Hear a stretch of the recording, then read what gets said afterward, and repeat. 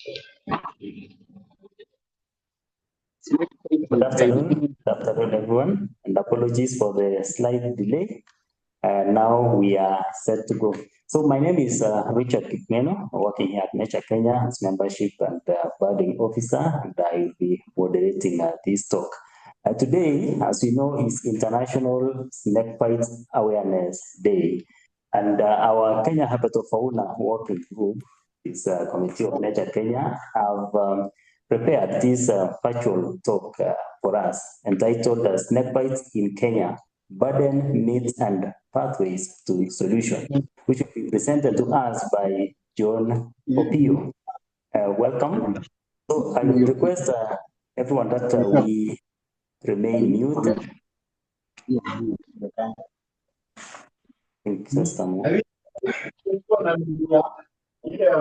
Apologies for that.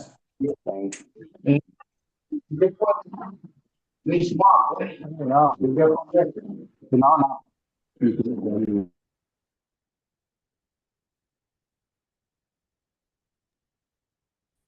Okay, apologies for that.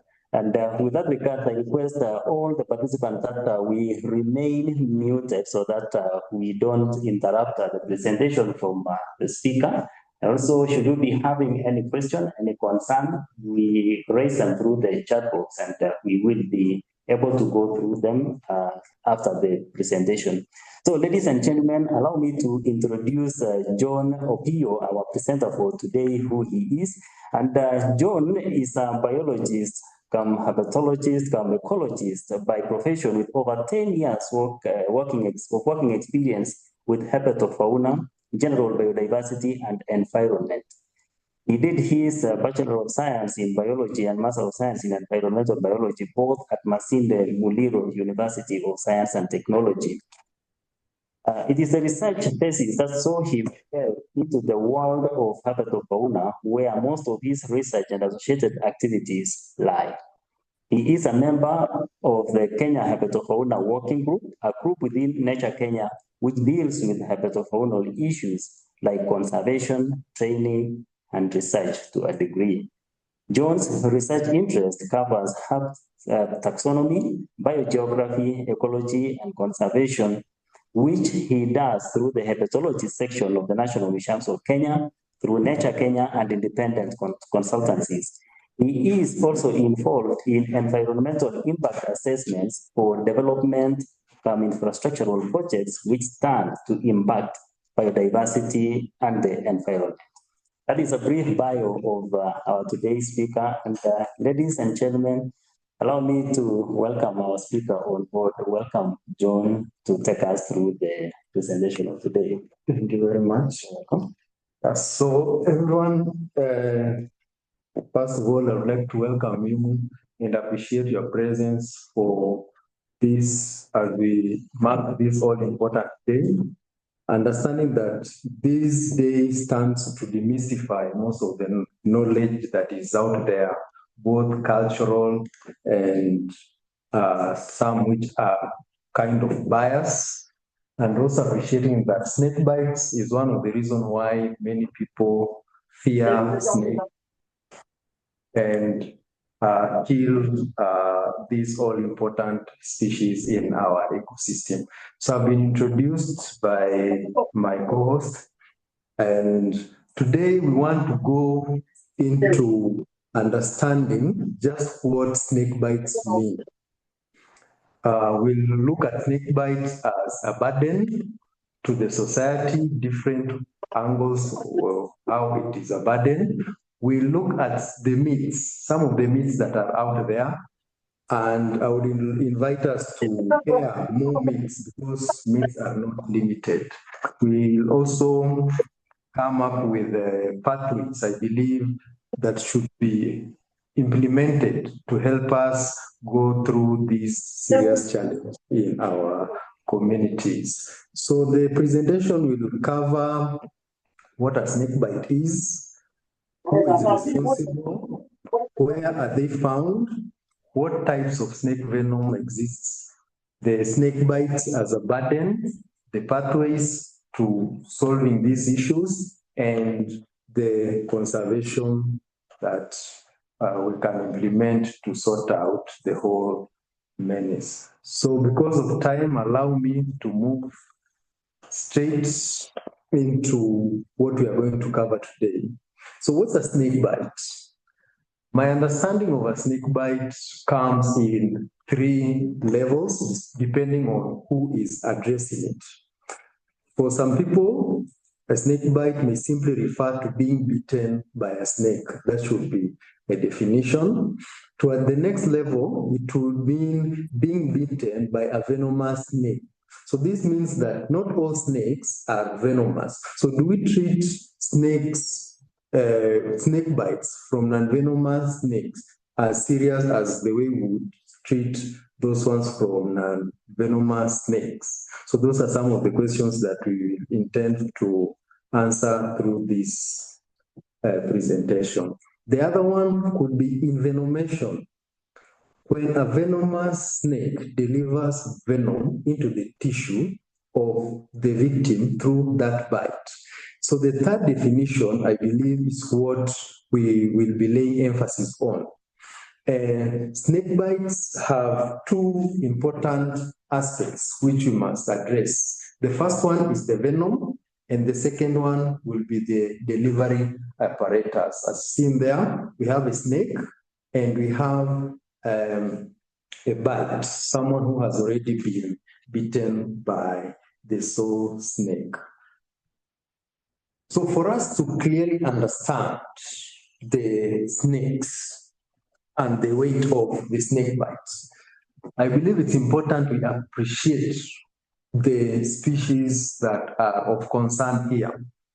And the classification system that I have put here is not scientific. It's not meant for the scientific community fully, but it's meant to help anyone who wants to understand snakes. So snakes can be toothless. So we have some snakes which don't have tooth.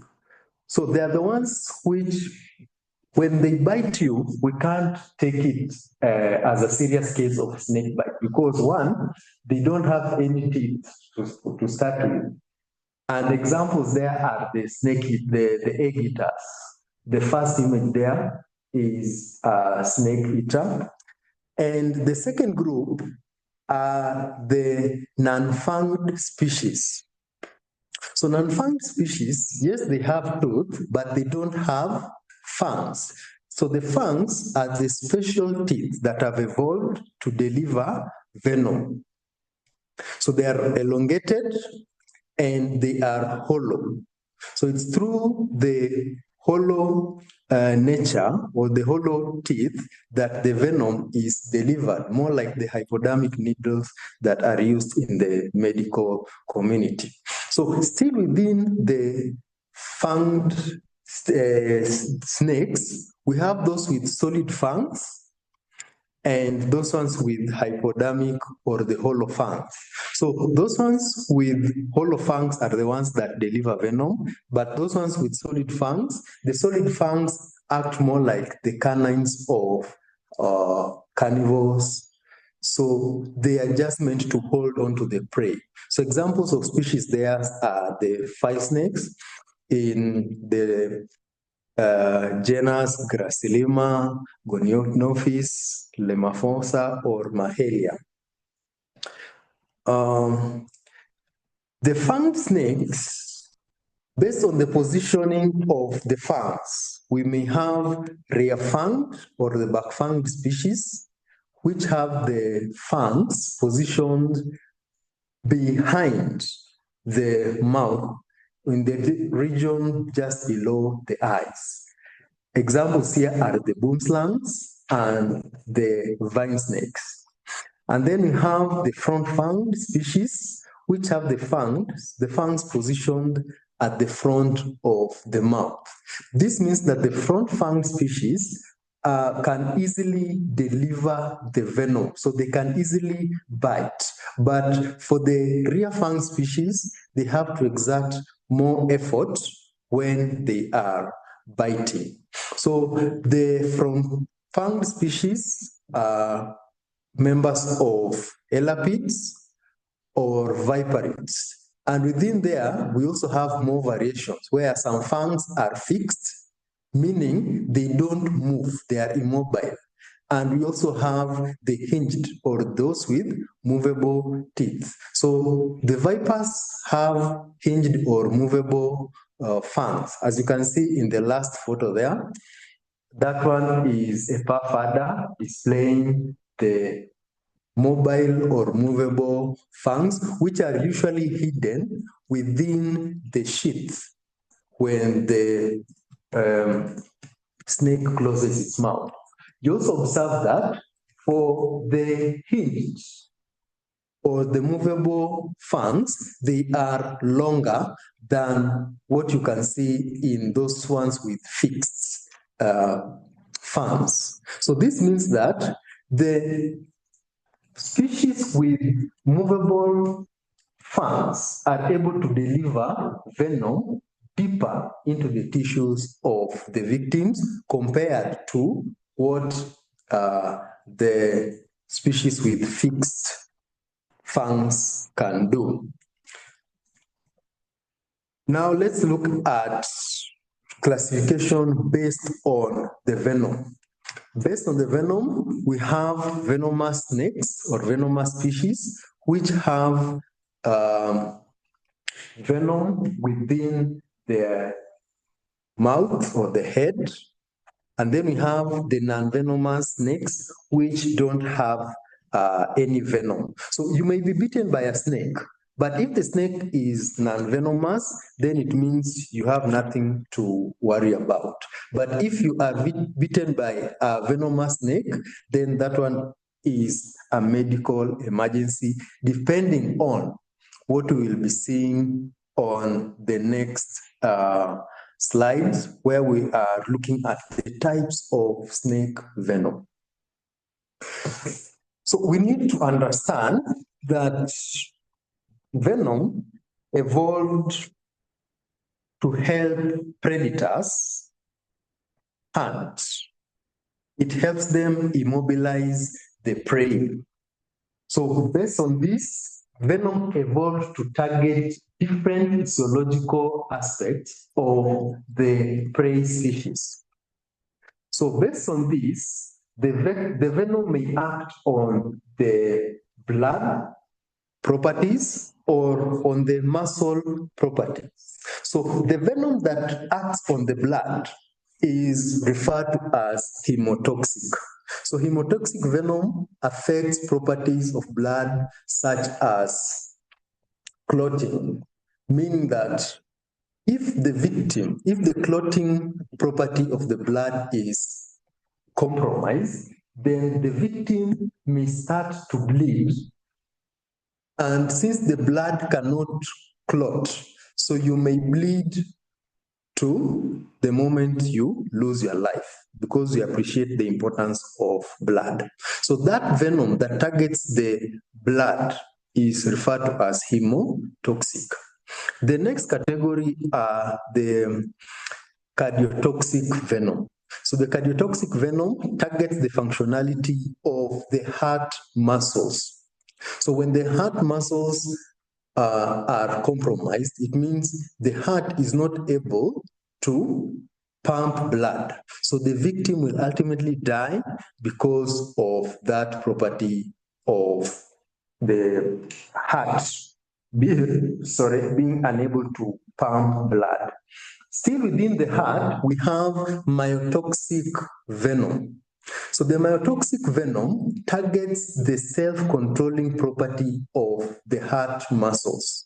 So the cardiotoxic venom targets the muscles themselves, but the myotoxic venom targets the properties of the heart venom, of the heart muscle, Remember, the heart muscles are able to self-regulate. The heart muscles decide when they are how they are pumping, whether they are relaxing or whether they are contracting by themselves. They are not controlled by the brain. So when the venom targets this property, it means that the heart is not able to self-control its activity. So the victim may suffer from unpredictable rhythms of the heart. The next are the cytotoxic venom. So the cytotoxic venom targets the tissue, leading to necrosis, where the tissues are basically digested. It targets your muscles or the muscles of the victim. These cytotoxic venom are found in vipers and spitting cobra. The other category are the neurotoxic venom. The neurotoxic venom basically targets the nervous system of the victim. So when the nervous system is affected, this is where now the victim may suffer from immobility. You are immobilized. Why? Because your muscles can't move. And the final cause of death is actually asphyxiation. When the muscles of the heart, the muscles of the lungs, the muscles involved in breathing, be it the diaphragm, be it the intercostal muscles, when they are compromised, you are not able to breathe. So you die from asphyxiation. So these are found in mambas and the non-spitting cobras and the sea snakes. These ones are all members of the Elapidae family. Different snake species pack different types of venom. So for the classification of the snakes, we use the dominant property, the dominant venom. For example, if a snake has more cytotoxic venom and less hemotoxic venom, then that snake will be categorized as cytotoxic. On the other hand, if the neurotoxic venom is the one that is dominant, then it will be categorized as neurotoxic. One of the reasons why the black mamba, for example, is feared is because the venom of the black mamba is a complex of neurotoxic venom, myotoxic venom, and cardiotoxic venom. That's why the victims of black mamba bites, they die a bit faster because the body is targeted through different pathways. So you are not able to move. The heart pumping is affected. So what's left for you is to face serious consequences from black mamba bites. We have some species which are dangerous in our country, Kenya, being that the focus is on Kenya, but the statistics that I present are more global, but we'll narrow it down to what we have in Kenya. So generally, we have roughly 140 snake species in Kenya. Of these 140 species, only 34 species, that's basically a quarter, 25%, can inflict potentially dangerous bites. And remember, of these 34 species, we have included the pythons. In Kenya, we have 2 python species, the southern and the central. So if you remove these 2, then it leaves you with 32 species of venomous species. Still, less than this 25% have recorded fatal bites. So it means 75% of the snakes that we have in Kenya are not life-threatening when it comes to snake bites. Important species that we have, the culprits, the species responsible for these fatal bites are the puff adder, the carpet viper, the red spitting cobra, and occasionally the black mamba. You wonder why the black mamba is dangerous, yet it's not responsible for many bites of compared with the other species. We'll address that in as we move on with the presentation. Bites are influenced by snake behavior or the natural history. Remember, no venom was evolved to target human beings. Snakes evolved venom to help them seize their prey. And I'm not aware if there's any species that looks at man as a potential prey. So for us, we are affected when the snakes now use the venom for defense. This means that cases of snake bites are caused when the snake feels it is threatened. If it doesn't feel like it's threatened, it won't bite. Now, you may not intentionally threaten it. For example, if you're doing your work in the field or when you're strolling and you accidentally step upon a snake, for it, you have threatened it directly. That's why it will bite you. But for you, it was accidental. But in this case, it is the snake's interpretation that counts. That's why you end up with such accidental bites. When it comes to natural history of the snakes, some snakes are active at night, some are active during the day, some are active late in the evening, some are active early in the morning, some are active after rains, meaning that in the dry season or the dry periods, they are inactive. So all those factors influence the snake bites. In Kenya, venomous species occur throughout the territory, except for the high altitude areas and the seas, though we have a few species that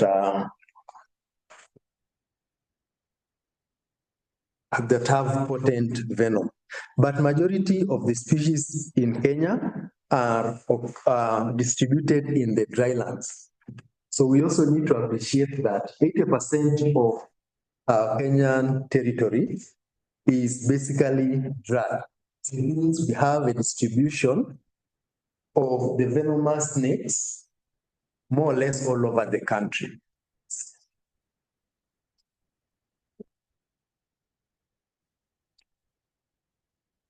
I've presented there the distribution of 4 of the 5 snakes that are involved in these cases. The first one is the purfada, and as you can see,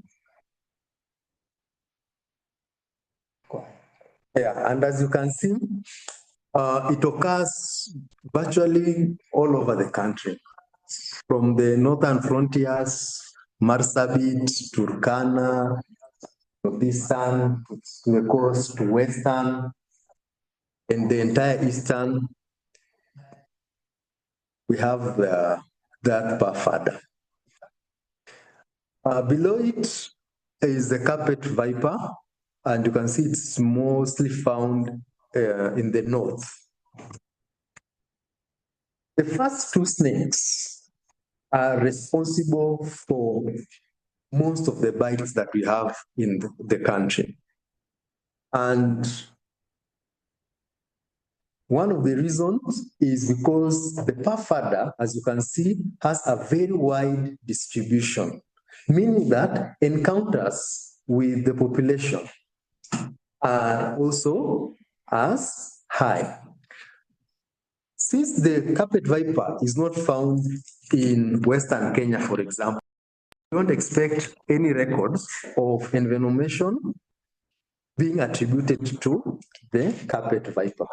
So when you are eliminating snakes from reported cases, you start by eliminating the carpet viper in the coast or in Western.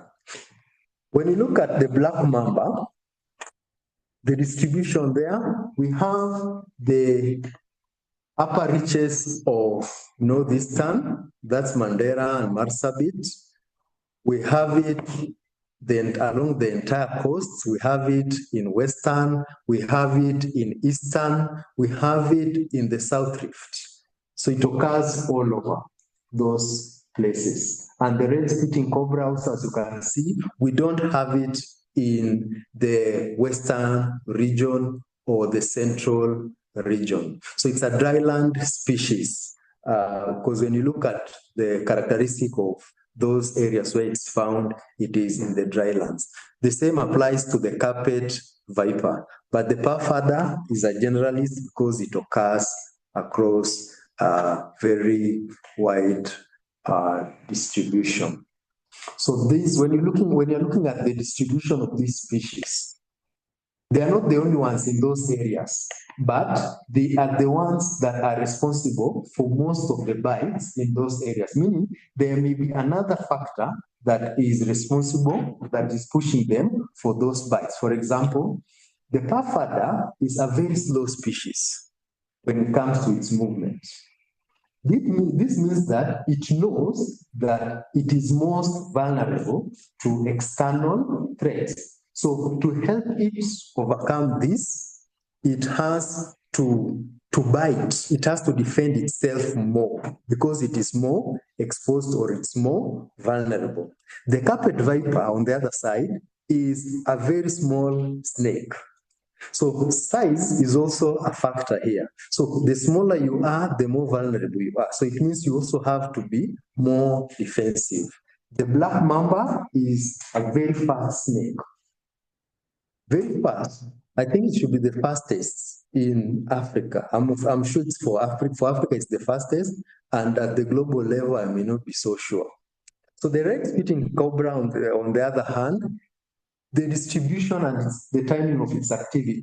It's active at night. So most of the cases where the red-spitting cobra is concerned or is involved occur at night. So this, when you hear that someone shared a bedding with a snake, it's most likely the red-spitting cobra. And that is how the recorded cases of snake bites arise. Let's look at some statistics. Globally, up to 5.4 cases of snake bites are recorded. That's very high. In the sub-Saharan Africa, we have 268 to 1 million cases of snake bites reported annually.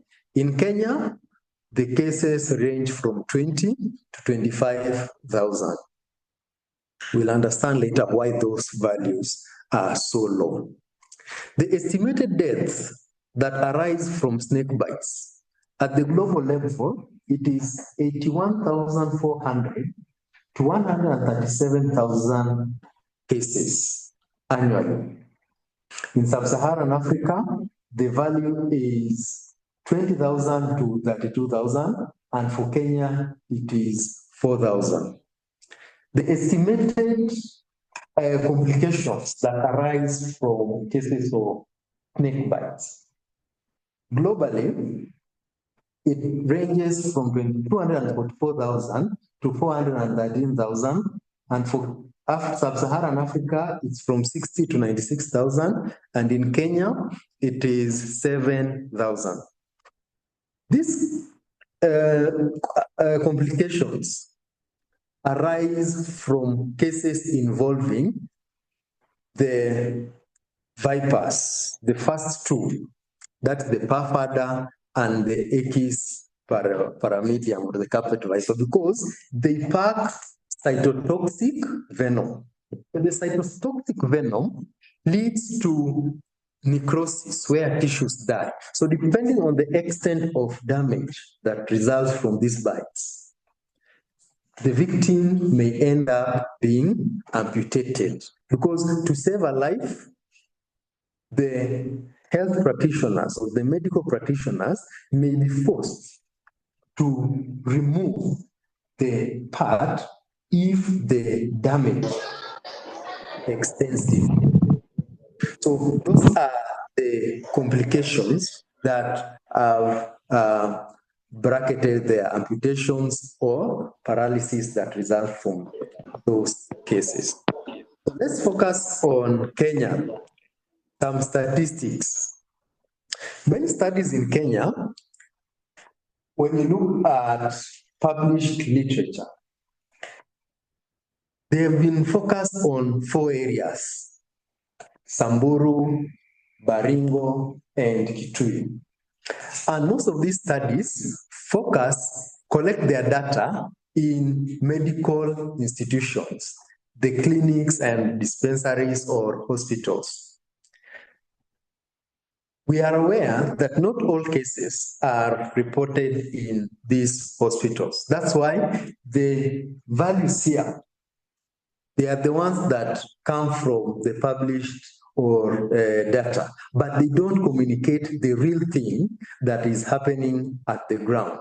So in Samburu, the estimated annual cases is 1,400 cases. In Baringo, we have 1,300 or 1,400 cases. In Turkana, we have up of 3,300 cases. And in Kitui, we have 129 to 305 reported cases.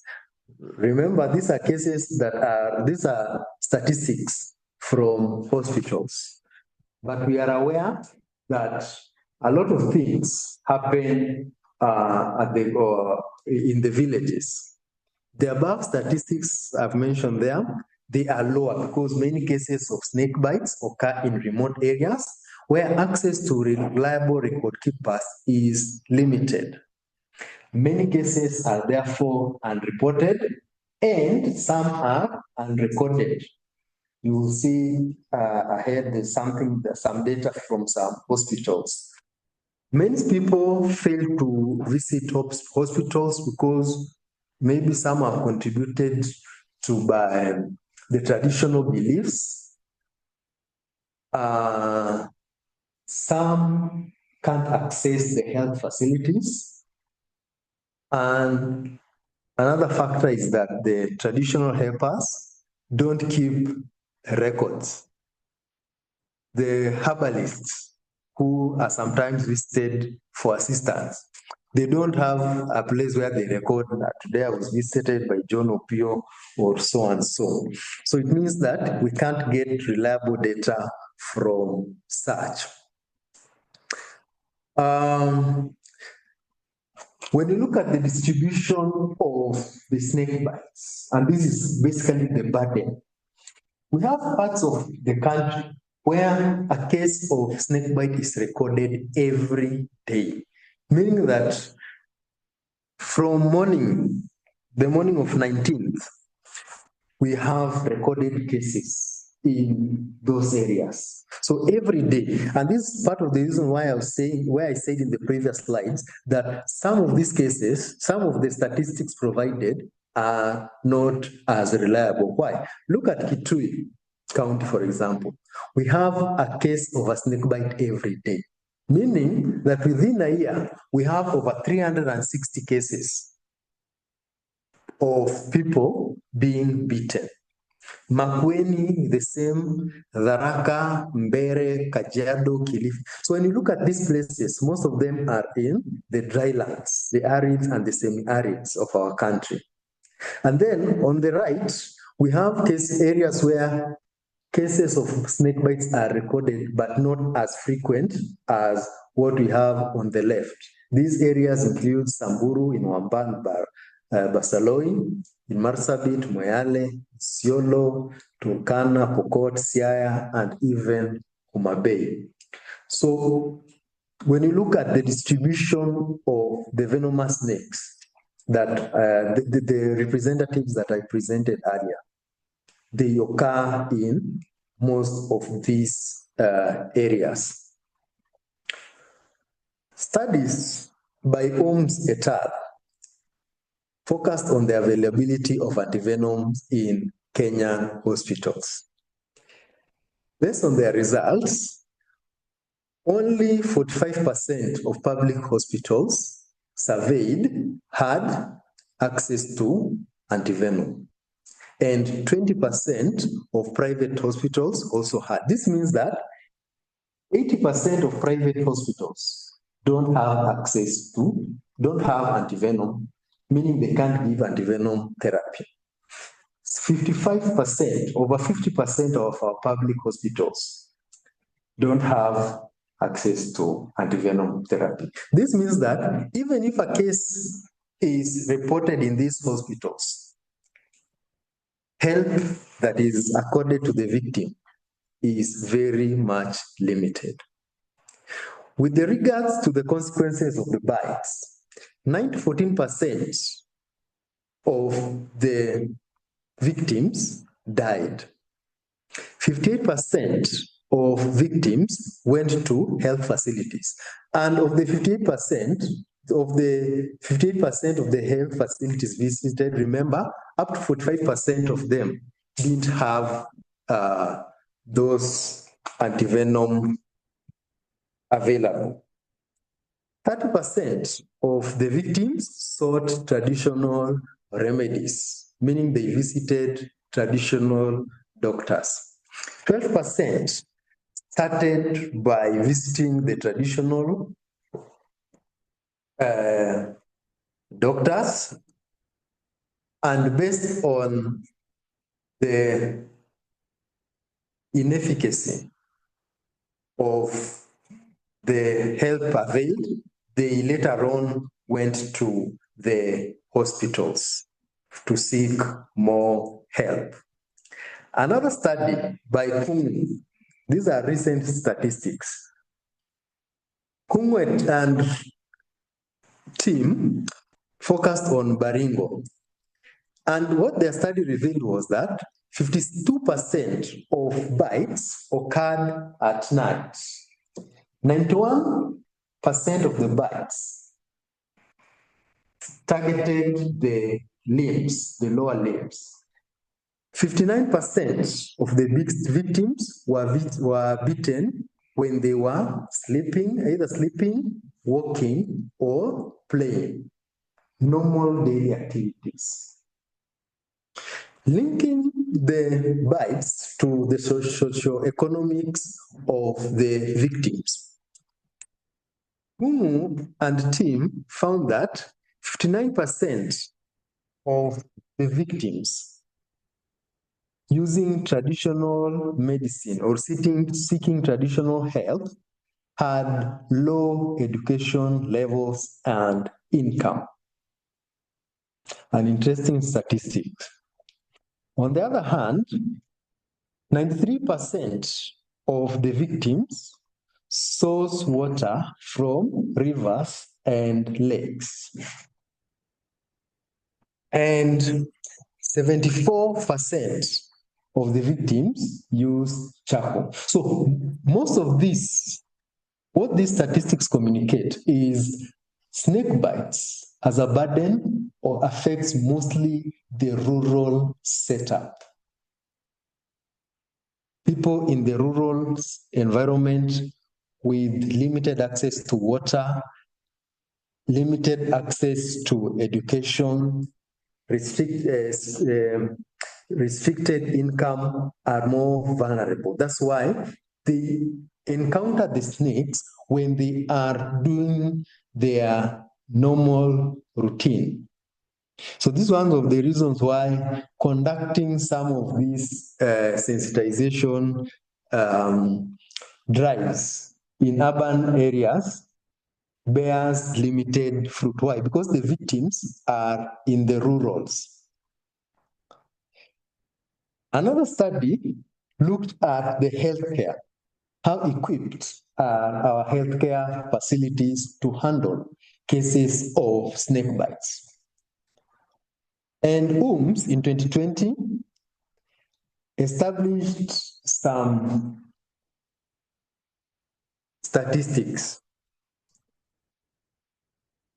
Only 12% of the healthcare workers who were involved in these studies had received formal training in snakebite management. So this means that a victim goes to a hospital, 45%, only 45% of the hospitals have the antivenom, and only 12% of the healthcare workers in these healthcare facilities can offer the therapy required. Another thing that came from this study is that only 20% of the healthcare facilities were equipped to handle snakebite cases. Remember, a case of envenomation is not like a headache where you are just given a painkiller and it's over. It's an entire process. So it's not a one-off thing to handle. So such statistics communicate a lot for our healthcare facilities. Another thing is up to 0 to 34% of facilities did not systematically record cases of snake bites. So some of the victims visited the hospitals, but the visits were never recorded.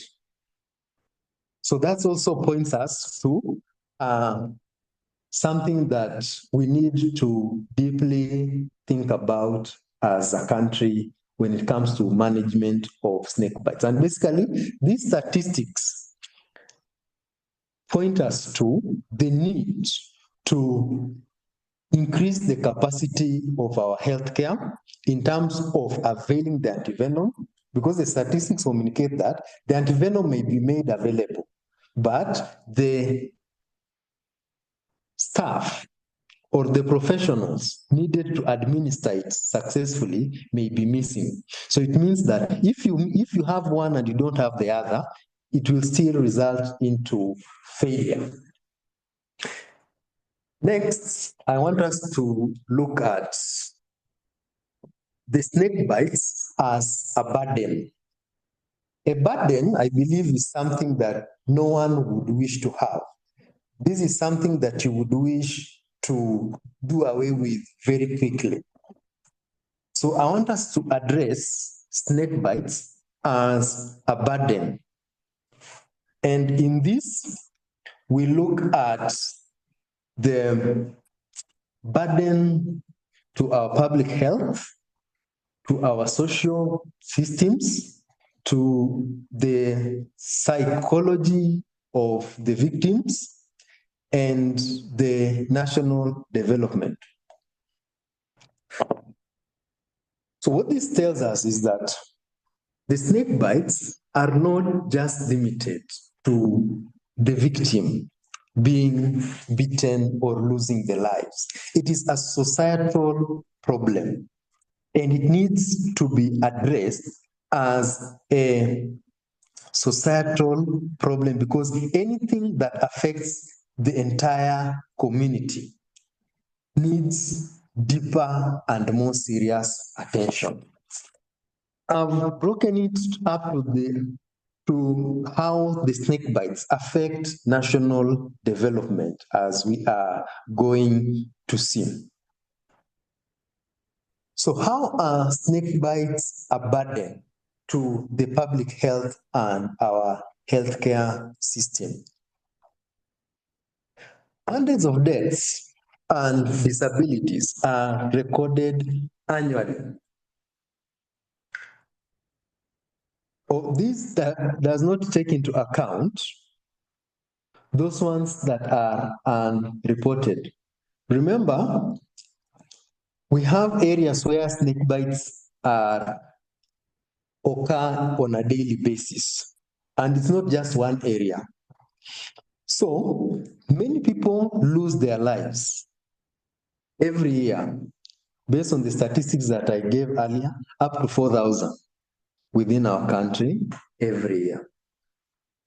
Another way in which these snake bites are a burden to the country are because it affects the children and the working age adults. So when you look at the distribution of the people who are affected, most of them are children who are bitten when they are playing. Remember with the statistics on the instances where the snake bites occur. There was one where people are bitten when sleeping or when they are playing. So the children are mostly bitten when they are playing. Another thing is the working age adults in these areas, they are the ones that are there in the fields, either farming or taking care of livestock or herding. That's when they encounter these snakes, and that's when they are bitten. Another thing, rural facilities don't have access to antivenom. They don't have trained staff, and they don't have the appropriate equipment to manage this. So that is a weakness in our health or our public healthcare system. Another thing is we have a challenge when it comes to treatment of complications that arise from envenomation or snake bites. Remember, sometimes to save the life of a victim, some parts may need to be amputated. So to save the whole body, you need to do away with the limbs, for example. And sometimes our medical facilities where these things occur don't have that capacity to do some of these management activities. So this points us to the need to take a deeper look and consideration of our public health, because we are losing lives because our facilities, which are supposed to take care of the victims, lack the capacity to do so. How are snake bites a burden to the socioeconomics of a family or the community or the country? The victims of snake bites are mostly from farming and pastoralist communities. So these ones are mostly traditional economics. Another thing is envenomation leads to loss of productivity. If the person who was going to the fields to work and bring something for the family is the one who fell victim, they are the ones who are now incapacitated. They are the ones who have died. It means they are not going to be productive. And in this way, the entire economic of that area may be affected. The family will be affected because they don't now have the resources that they needed. If anything, the little that they may be having may have been used or may even be disposed to get money to transport the victim to the hospitals or the healthcare facilities, which again is not a guarantee of success based on what we saw earlier. The another thing is the cost and urgency of treatment forces this family to dispose. Remember, health is one thing in a family which is dealt with the moment an issue occurs. I usually give the example that when a child has been sent home for school fees, and another one comes home that he has been involved in an accident, one of them needs education, one of them needs medical attention. And the family has limited resources. Common sense shows us that it is the medical case that will receive the first priority. And in case of a snake bite is an emergency. Why? Because on the other side, the extreme is a loss of life. As a consequence, we have a cycle in poverty within the affected communities. And as a consequence, these economies fail to grow. Because the moment it try to stabilize and grow, something occurs. And the breadwinners is affected, or the ones who are bringing these resources is affected, so they are no longer able to deliver economically. A while back, we had the Wildlife Conservation and Management Act of 2013 that was developed to cushion the victims of wildlife conflicts. Unfortunately, this was revised and snake bites were removed from these lists of cases. So this means that initially, victims of snake bites were compensated by the government through the Kenya Wildlife Service. But they were overwhelmed by the cases. There were so many that it didn't make economical sense to have cases of snake bites covered in this act. So the act was revised and snake bites were removed. So what this means is any case of snake bites is the sole responsibility of the victim and their families to handle. And whatever comes from it, the government is not as concerned.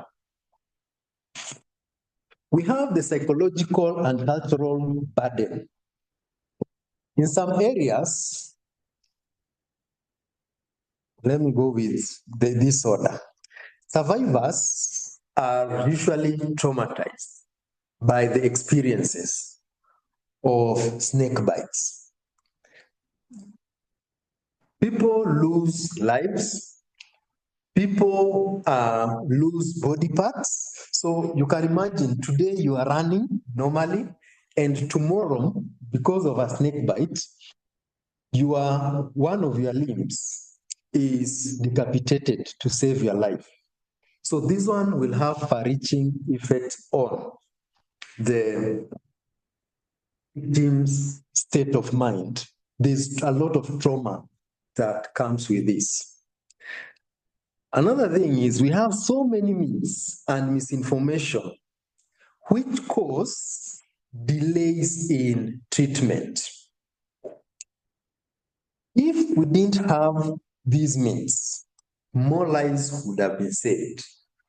More of these cases of trauma would have been reduced. But since there are these myths in these communities or in these areas where these cases of snake bites are reported, there is that delay. Instead of treating it as a medical emergency and the victim is quickly taken to a hospital, they are first of all taken to a herbalist. I remember the snake venom begins to act immediately.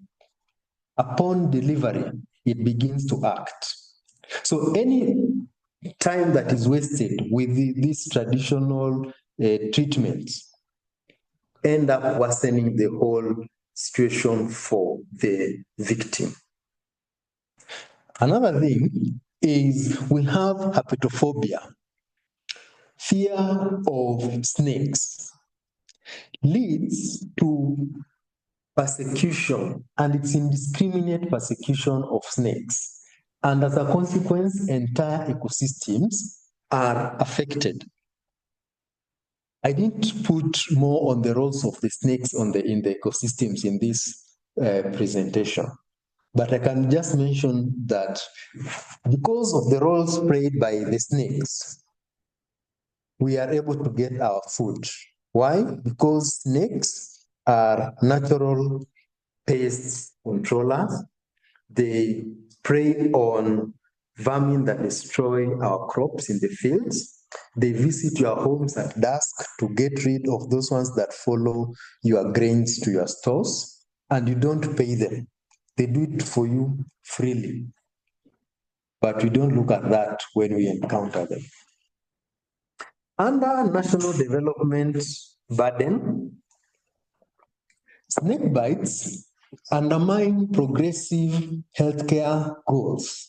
At the moment, we have the universal health coverage and the progress that the government is trying to put to move us towards sustainable development goals, especially those ones that are concentrated around the health. Remember, you need a healthy nation to grow. So each time we are still dealing with cases of snake bites. based on the limited capacity of hospitals or healthcare facilities in areas where these cases occur. It undermines the progress that we need to make as a country.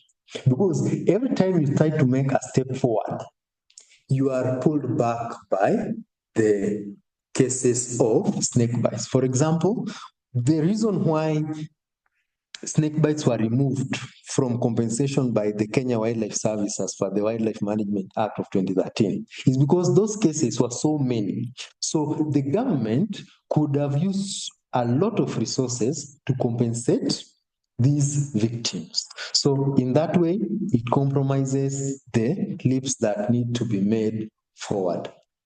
Another thing is the cases, and when you look at it critically, you realize that for the government to move forward, it needs take a few steps backward, improve the status of the health facilities, train those workers on how to manage snake bites, increase the sensitization of communities, so that that area is fully covered, and then we are able to consider other cases. It is overlooked, but it is a very serious health issue we have. Snakebite cases contribute to poverty because, as I mentioned earlier, the victims need treatment. It's not cheap to treat these cases. The antivenom by itself is expensive. Sometimes a victim may need more than one vial to manage it successfully. So it's very expensive to handle. But since it's involving life, and life comes first, it is something that people have to deal with. To this day, snake bites remain a neglected tropical disease. This means it receives limited funds. And what this means is we have limited resources available to manage them, yet the management requires a lot of funds. It is very expensive to manage a case of snake bites. Another thing is snake bites, a recommendation, needs to be moved to be among the notifiable diseases in the country. So the notifiable diseases is basically a category of diseases where any instance is recorded and the health management facilities in the country at whatever level is notified of those instances. For example, you are aware that any case of cholera outbreak receives a lot of attention. Why? Because it is among the diseases that are listed in that category. So any disease that is listed there receives a lot of attention. So if we manage to see cases of snake bites being included in this list, then it would mean that management of these cases will be much easier. Why? More funds will be allocated, and when more funds are availed, then more lives will be saved, will help manage the social and the psychological damages caused by the snakes. Then I have some myths associated with snake bites. They are not fully traditional myths. When you're out in the field, you realize that we have some informed myths, misinformation, but they're still taking roots within the community. So they need to be weeded out by giving the correct information. For example, snake fangs remain in the tissues of the victim and continue to release the venom. Part of that statement is true. The snake fangs may remain. That's the truth. it may remain. Why? Sometimes upon the biting, the snakes usually retracts very fast. And in that process, the venom, the fangs break. And when they break, they remain within the tissues of the victim. But they don't continue to deliver the venom. Why? Because the venom delivery is effected through the muscle activity in the mouth of the snake. The jaws are the ones, the muscles surrounding the venom glands are the ones that are responsible for pushing the venom into the victim. So the venom release stops upon detachment of the fangs. Another myth is that all snakes are venomous and thus dangerous. In the country, for example, we have up to 75% of species being non-venomous. So if you meet 100 snakes, different species, 75 of them are not venomous.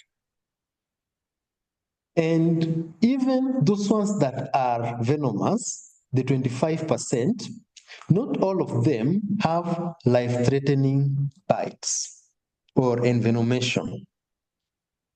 So this statement or this myth is the one that is responsible for the haphazard killing of all snakes, persecution of snakes. Even harmless blind snakes are killed. Why? Because of this myth that all snakes are venomous. More myth.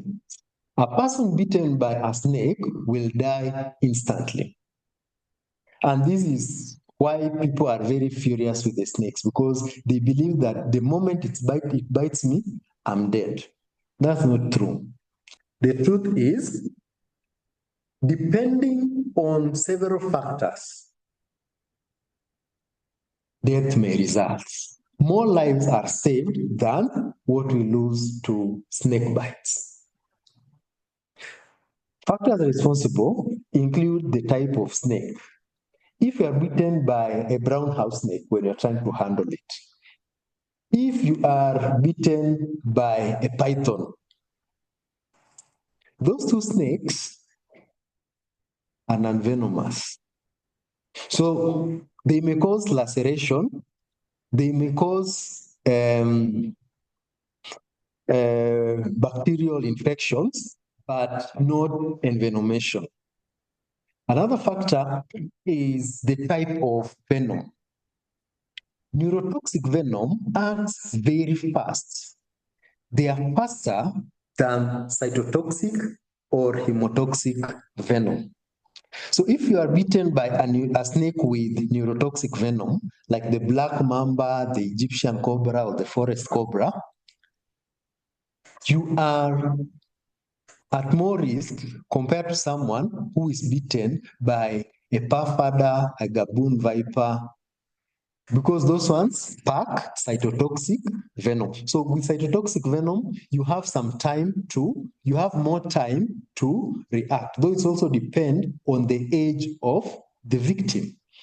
Children, naturally, because of the limited exposures to the extremes of the environment, their immune system is much weaker.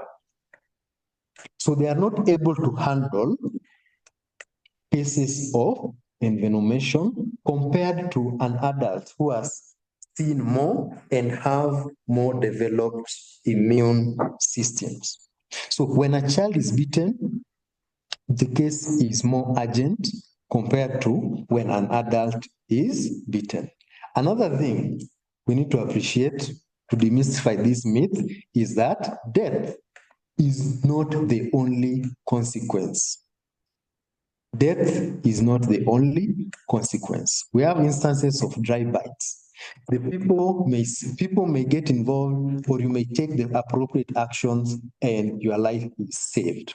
Another myth that we need to demystify is that killing all snakes prevent snake bite. So what's the other side of this? Snakes play very critical ecological roles, which we wouldn't wish to live without.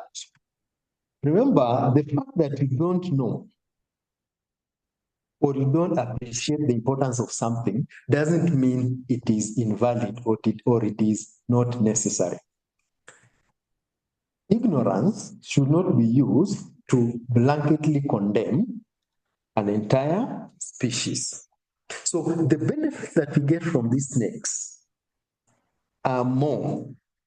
So the avenue that we have left therefore is learning how to live comfortably by each other's side.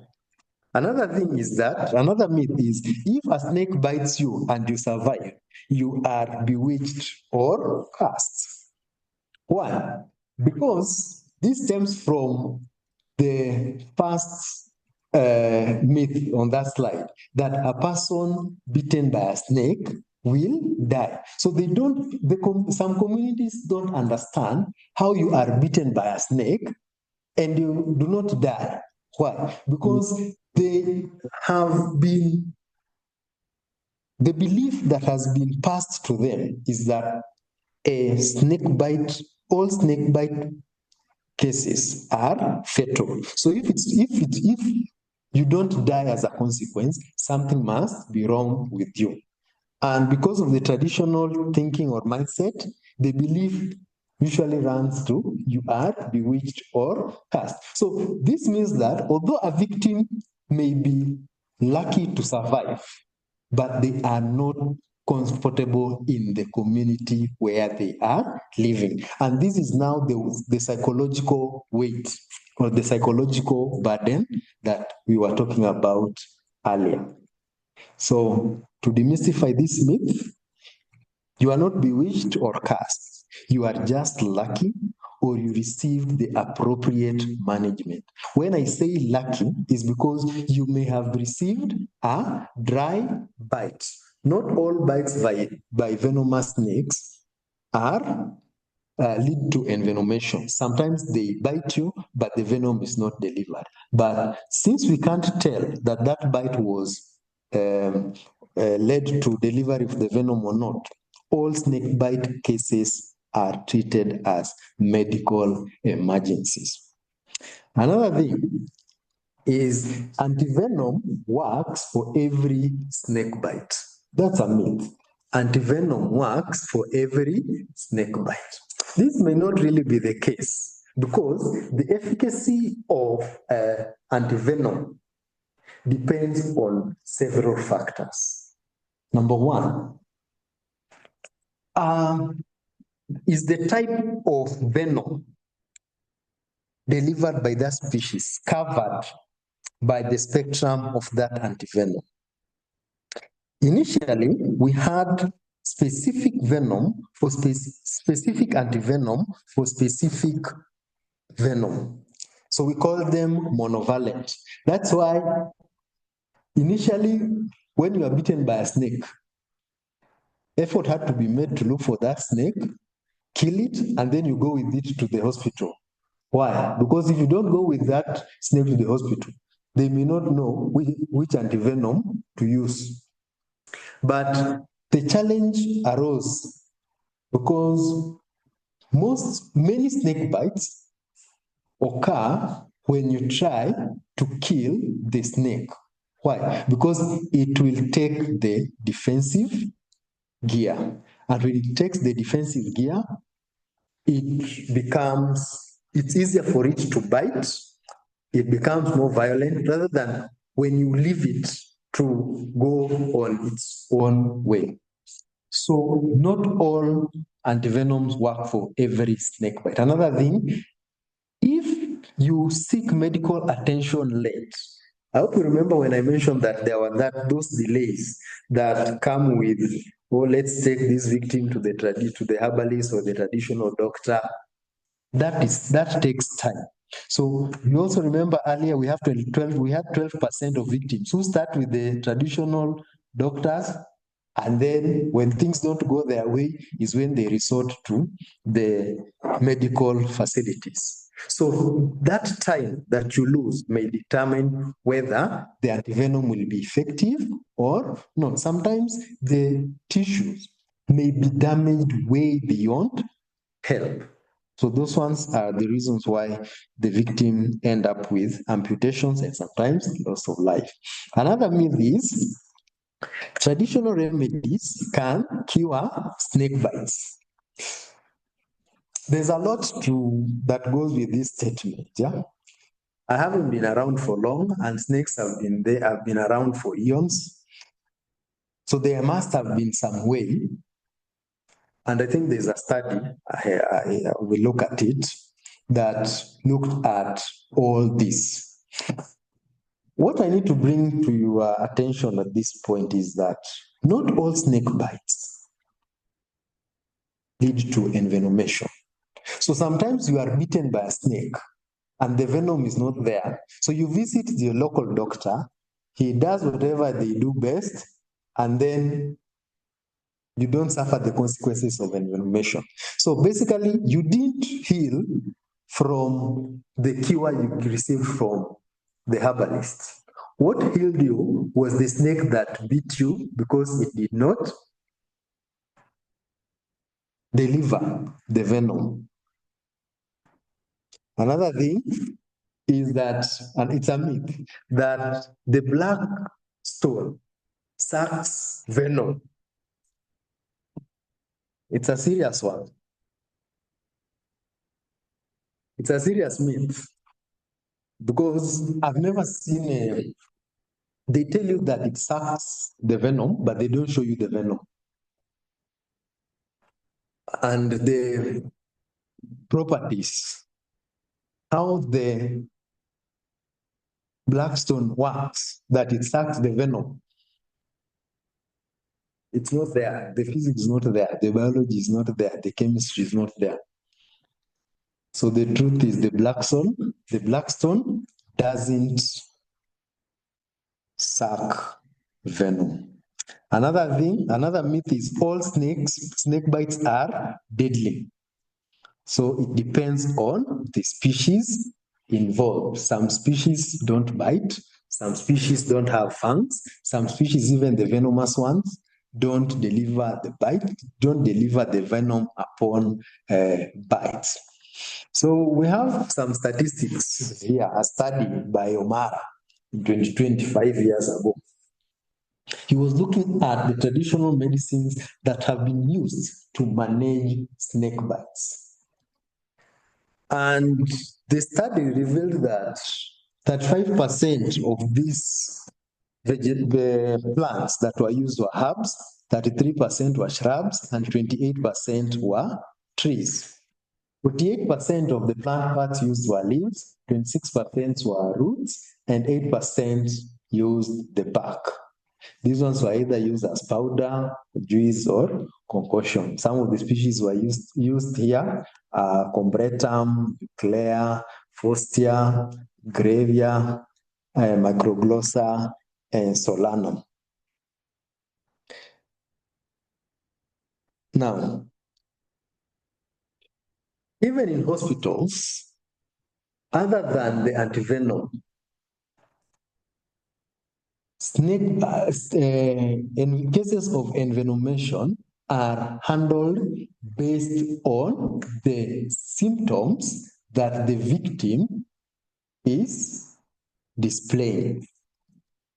So I believe that it is based on those symptoms that these herbalists use the listed the snake bites, the listed plant parts to manage these cases of snake bites. But it doesn't mean that they tame the venom. The venom is a protein. It's like an enzyme. So it acts by digesting the targeted property or the targeted tissues. Remember, even the nervous system it works based on some chemicals. So the venom, for the venom to compromise the nervous system, it means it must compromise a property of one of those chemicals involved in those reactions. And that's how it affects the nervous system or the myogenic properties or the muscles of the victim. Now, we've gone through so much of the problems. Now, let's look at the solutions, the plausible solutions that should be used to tame this issue of snake bites.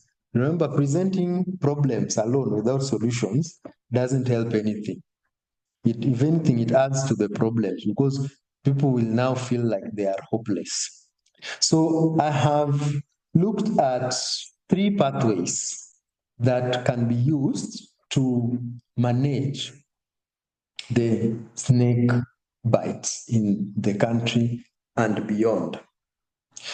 The first one, we look at the health and the medical pathway. Then we look at research and conservation. And then we look at community awareness and prevention.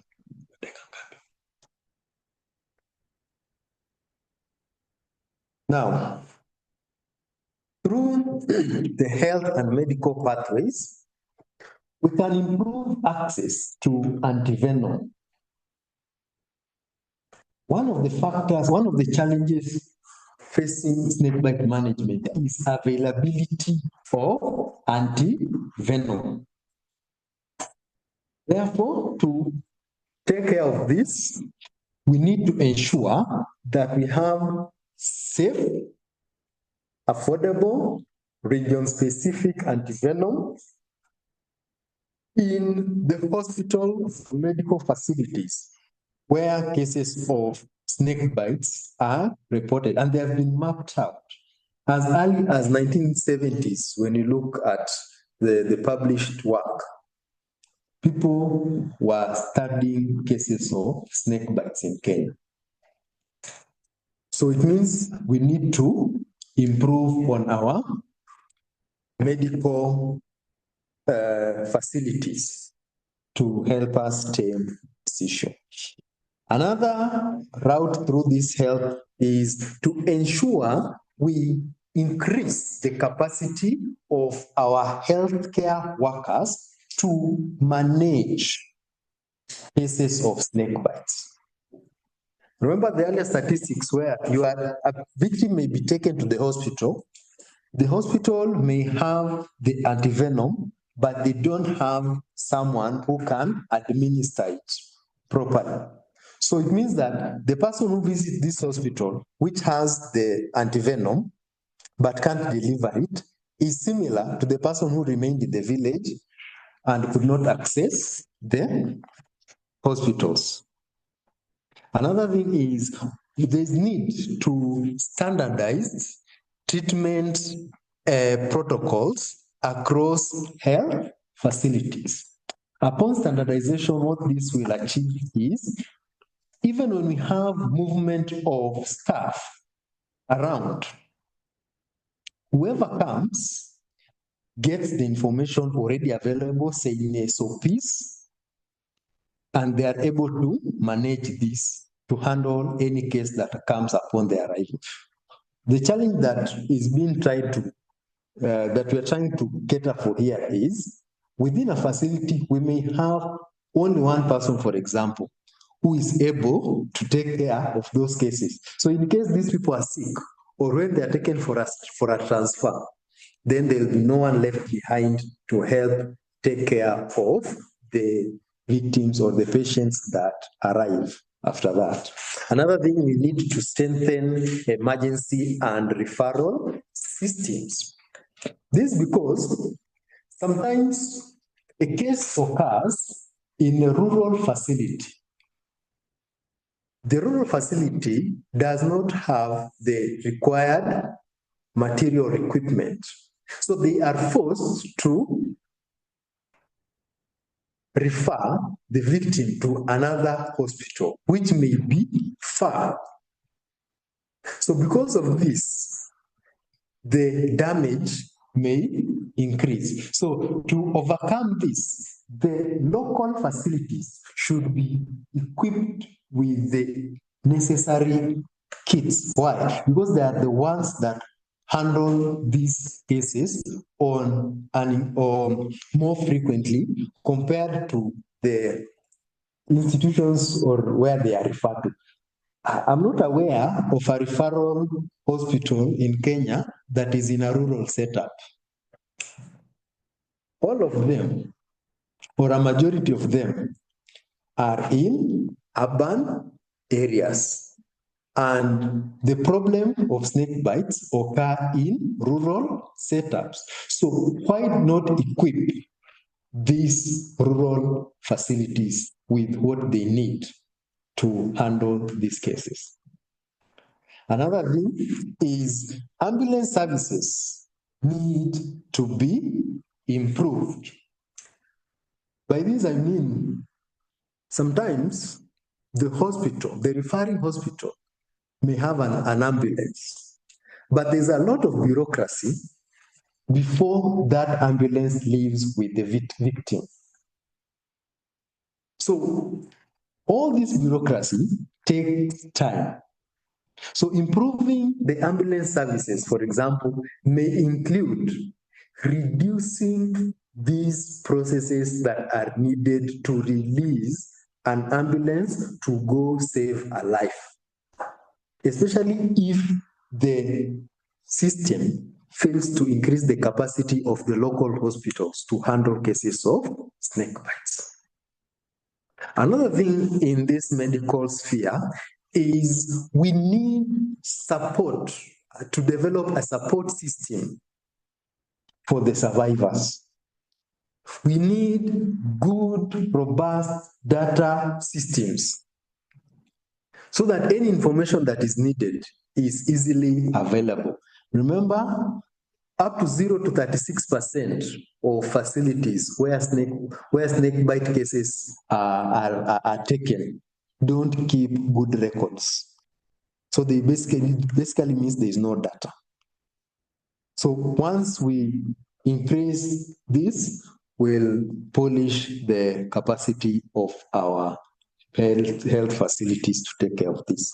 When it comes to support of survivors, remember that myth where the victims are believed to have been cursed or bewitched. That needs psychological care. Remember the consequence of amputation, where today someone is okay with all the parts that they were born with, but then tomorrow, because of a snake bite, they are amputees. That one distorts the victim's mindset. So those ones can only be tamed when we address this through support, psychosocial support for the survivors.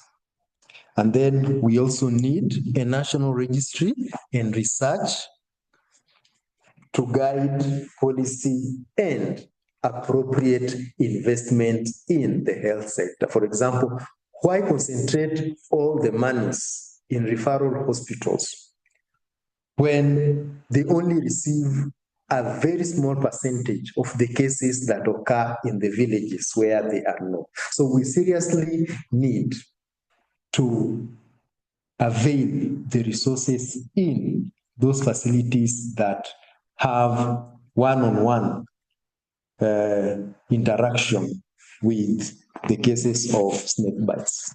The other avenue is research and conservation pathway. I'm a conservationist, for example, but we appreciate that if we fail to handle the issues of snake bites appropriately, our conservation effort may be futile. So, research and data systems, for example, we need to establish a national snakebite surveillance registry. At the moment when you want to get data on snake bites, it's scattered. it's scattered. And one of the ways where which can help us tame this is when the snake bites are elevated to be among those notifiable diseases, where every incident is reported and recorded. So when you need any data, it is easy to acquire it because there's a central registry where these cases go. And if someone doesn't rise up to develop this system, will still remain with those very low statistics for areas where we understand that cases of snake bites occur on a daily basis. Another way through which we can help this is by funding research, especially those ones involving snakes, bait distribution. Support should be availed for studies on venom and snake bite incidences. All these things require funding. So the moment funds are availed, then we'll be able to conquer more.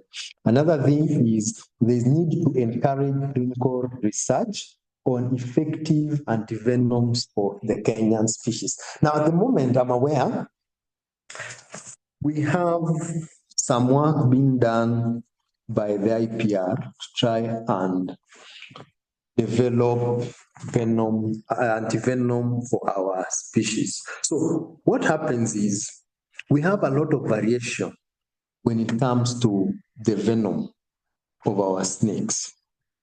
The venom, the same species occurring in coasts may pack venom with different properties compared to the similar member in Turkana, for example. Why? Because the environment influences the kind of venom that a species has. So if the antivenom, for example, is developed for a puff adder in Kenya, yet we know that the population at the coast may have different properties from the population in Mandera. Then it means that the efficiency of that antivenom is not warranted. So the distribution of the venom of the species also is important. I may not have mentioned this, but it's not good to assume. The venom is the one that is used to develop the antivenom. Without the venom, we can't develop the antivenom. So the venom is harvested from the snakes, injected to some herbivore. Antibodies are harvested from the herbivore, purified, and then that one becomes now the antivenom. That's why it's important that the venom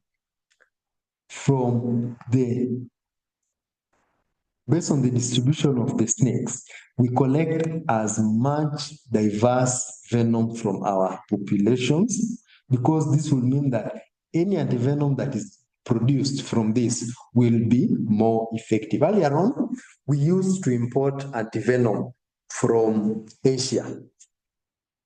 So you are using antivenom from the venomous species of Asia to control the envenomation by African or Kenyan species. So it was not efficient. At the moment, we are relying on South Africa. So what is happening is we are collecting and then we are exporting to South Africa. They develop and then they bring it. But I'm aware that at the moment there's a lot of effort for the country to prepare its own antivenom. So all this covers research.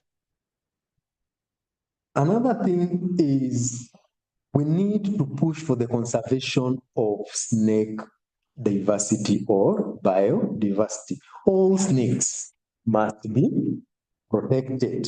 All of them should be conserved, must be conserved in fact. Why? Because they stabilize the ecosystem. The ecosystem is a system because it has different components which must function coherently for it to remain stable. So the moment we compromise one, the moment we remove one, there will be far-reaching consequences. Another thing we need to consider under conservation is we need to promote safe relocation programs instead of indiscriminate killings. When you encounter a snake, leave it. It will make its own way, because who told you that snake, they love being around humans? They know that you are a threat, so they avoid us as much as possible. They only visit you to help you when it comes to rodent control. And it is through that service that when you encounter them, you again kill them. So it will be wiser to appreciate safe relocation programs. We have handlers in the countries in different regions. So if you encounter it, make a call, reach out, someone will come and help with the relocation. Another thing is we need to integrate snake conservation in environmental education. So let it stand alone, or let it be used as an example when we are training on conservation. Another is we need to capacity build, and we also need collaboration. Strengthen partnerships, universities, museums, hospitals, and conservation agencies. Very few people know that, for example, the National Museums of Kenya has a department dedicated to study of reptiles and amphibians.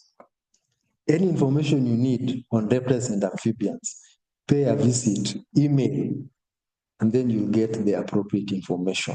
So some of these institutions need to put themselves out there so that people know what they are doing. The universities, other than education, universities are mandated to carry research. Let them show up and do more. Hospitals need to be polished. Let them work on the capacity building of the staff, let them be equipped, and let them have efficient systems to help them manage these cases. We need to support training of herpetologists and local researchers, as we are also fostering community science partnerships. So at the moment, for example, we have on Facebook, on the social media, we have the East African Reptiles and Amphibians. It's a group. It helps people ID, it helps you with ID, and it gives you a lot of information. Visit the snake parks. We have them. We have one in Kitale, here we have one in Kwale. Come to Nairobi Snake Park, see them, don't just read about them. And through this, we are able to get more information on the snakes, and it will help us to demystify most of these fears that face the snakes.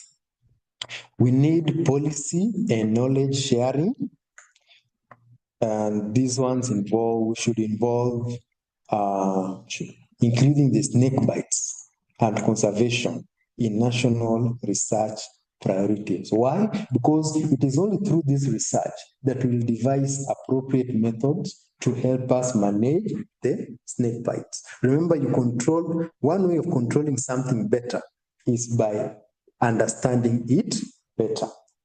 That should inform appropriate policy development. We also need to work on the regional and global networks for sharing the best practices and the data.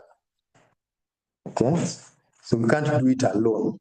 That's why I mentioned we used to import snake antivenom from different countries.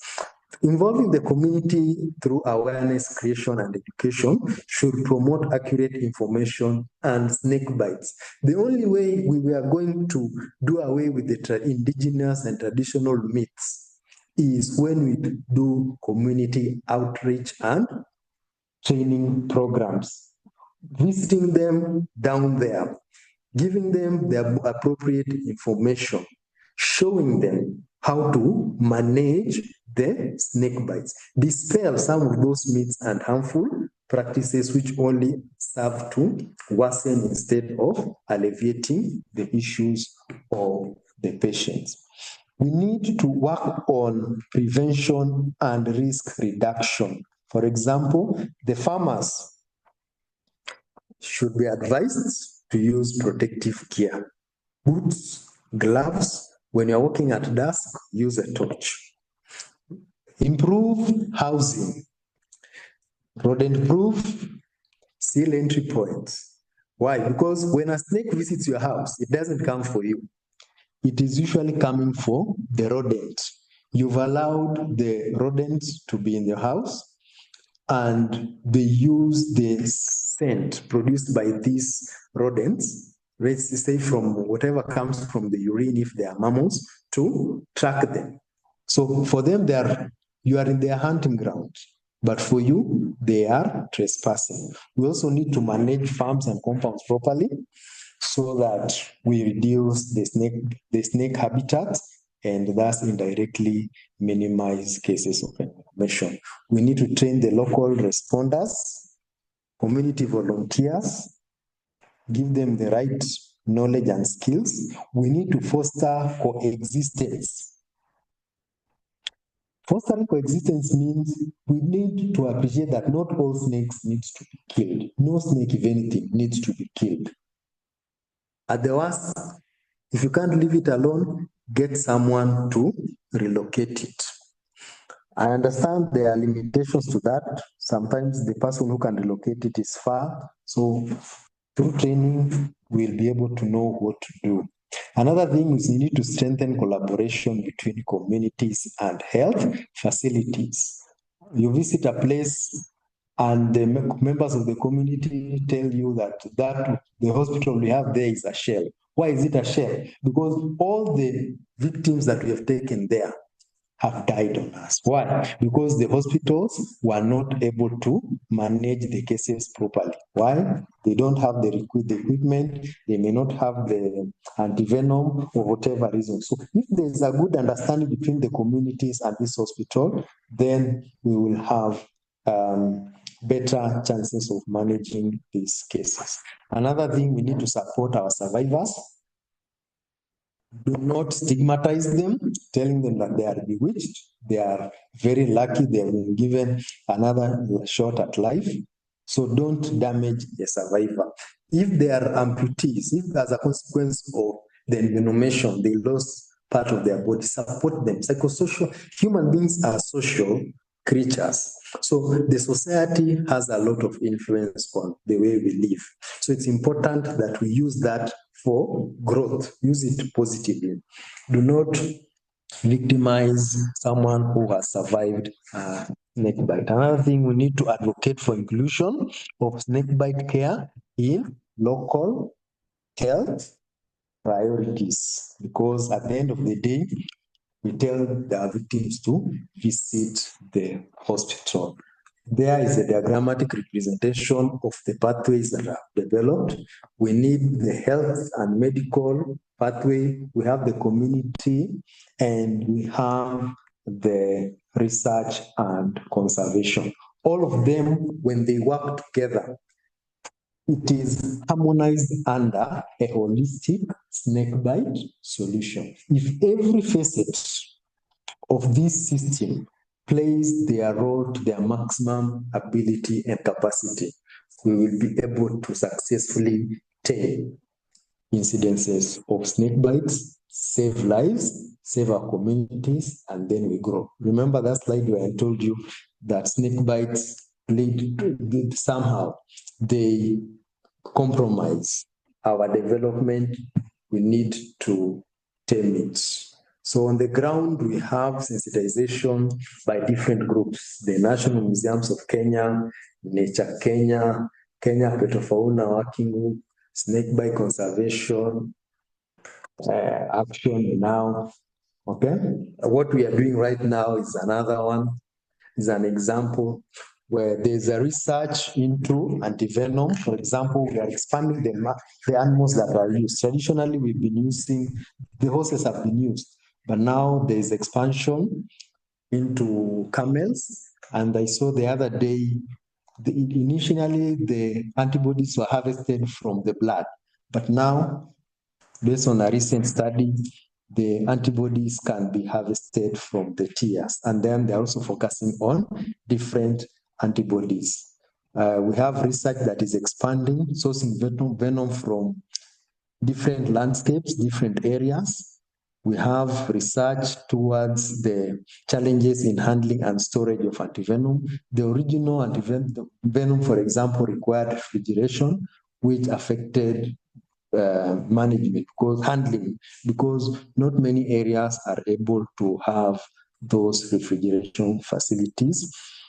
So there was a time they developed a powdered one, which could be kept in normal shells, and then it's compounded when there is need to be used. Another thing is we are marking this day, Snakebite Awareness Day. We have Wildlife Conservation Days. All those days that are significant in the world of conservation and human well-being, they are avenues that are used to dispel some of these threats. I have a few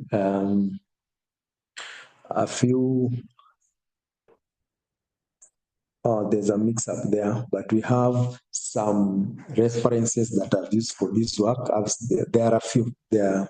I haven't listed all of them, but to get your time, go to Google Scholar or whichever journal you subscribe to and have a look at them. So I know it's been long, but I hope it was fruitful. So thank you for your time and attention.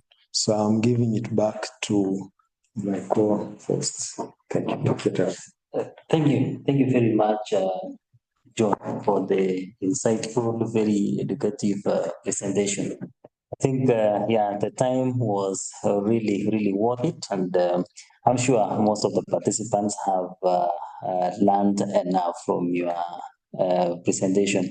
To everyone, thank you very much for your ample time that you've accorded us this afternoon so that we can be together. I saw quite a number of questions that were really very interesting, came up through the chat box, and very much thanks to Dr. Patrick Malonza and the team from the Herpetology Section, National Museums of Kenya, including Vincent Mushai, for responding to them on time. So we will not be able to go back again to the questions because they have duly addressed by the team. And also maybe if you would like to do a follow-up to get in touch with the speaker, the contacts have already been shared in there. So you can always send an email to the Kenya Herpetofauna Working Group. They will be readily available to assist you. Also, the phone numbers to reach out to them has been duly shared there. So, ladies and gentlemen, at this particular chance, I would like to invite Dr. Patrick Malonza to just, shed some insights on the questions that have really come up. Also, all the myths that we've had here, using electric shocks to cure snake bites, using the black stone or whatever. So, Dr. Patrick Malonza, you have about 5 minutes to just maybe scan through and tell us something about the same. Welcome. Thank you very much. I think I'll just start with thanking Opiyo, that is John Opiyo, for what he has presented. I think it's quite exhaustive, and for me and other colleagues, we have tried as much as possible to address most of the questions. So I think I may not need to take any more time because I've responded to almost all the questions. And the good thing also, Opiyo has also been able to address most of the issues. So I think I'll just, unless there's somebody specifically who has not whose question has not been handled, mainly that is the one which I can respond to. But basically, I think all the questions which had been posted, I think they've been addressed. And feel free to contact us at the Herpetology section. And then what we can do, because most of the questions were linked with the myths, others, some misinformation.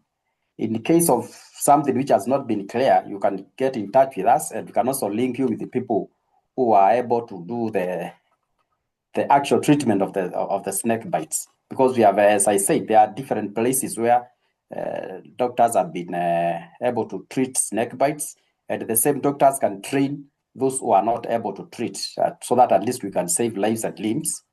Because the aim here is to ensure that there is no social impact on the local community just because of a snake bite. Others, I will just stop there and thank everyone, and just ask whoever has got any question which has not been addressed by Opiyo, so that I can try to address it. Thank you. Okay, thank you very much, Dr. Malonza, for your brief on the same. I really thank you. And also, just to comment, I think Jackson Comment actually joined us quite late. He's from Lake Baringo. It's also the warden at Lake Baringo. And thank you very much, Jackson, for coming on board, because I think also your region was advancedly mentioned as one of the hotspots of the hubs in Kenya. So, ladies and gentlemen, you can also still reach Dr. Patrick Malonza on the contacts that have been shared there for the Kenya Fauna Working Group. Should you want to do more follow-ups, if you still have any more questions or concerns about the same. Before we bring the curtains down about today's show, I'm very grateful for the team that are with me here in our, in our studios, to ensure that we remain virtually all through. Just to mention a few, Kevin from Kenya Herpetofauna Working Group. We have Howard, of course, our speaker here. My colleagues from Nature Kenya, John Wacharo and Raphael Dabash, not to forget also those who joined us virtually and have been very helpful in admitting our participants, as Esther Mutanu and Stephanie. From my desk here, thank you very much, and we look forward to still hosting you on another virtual session like this. Probably next month, we will be exploring some more components of still in the herpetology. That's toward the end of the month, but in the middle of the month, we explore the entomology section. At least we delve on matters, insects. Thank you very much, and have a lovely evening, a lovely morning, a lovely afternoon, from wherever you are joining us from. Thank you very much, and see you soon. You can leave at our own pleasure. Thank you. Thank you.